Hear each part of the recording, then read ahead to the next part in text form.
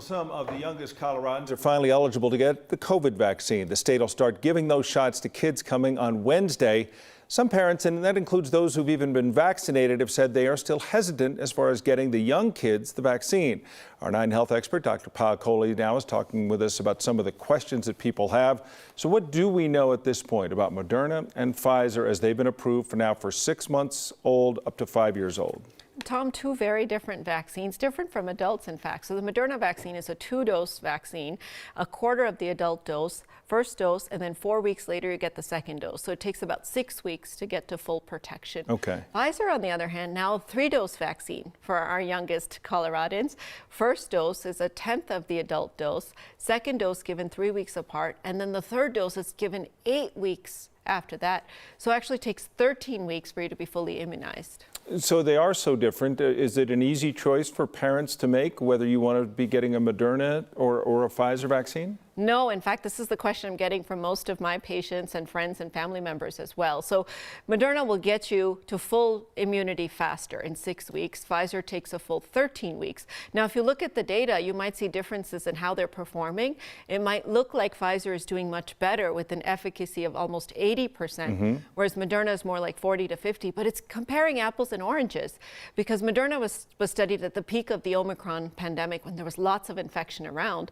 Pfizer was studied at the very end when there's not as much virus around. So it looks like it's performing better. We don't actually know head to head how they perform. We don't have enough of a sample at this point to have a great handle on what the efficacy is, though. Is that what you're saying? No, we don't know how they compare. We both know they have good efficacy. Now, which one is better, it's hard to tell. We also know that they're safe, that the side effects are very well tolerated. Well, that's what I want to ask you, because I think everyone looks at the vaccines with such unique lenses. Everyone looks at it differently. What are the fears, and can you allay any of those fears that parents might have about getting their children vaccinated? You know, the biggest one obviously being the worry about heart inflammation, myocarditis, which we've seen in adults and adolescents. We didn't see any cases of that with either vaccine. Now, of course, these are smaller numbers. As we start giving them to a bigger population, we may see some, but at least no alarming signals. The other concern parents have is that it was rushed.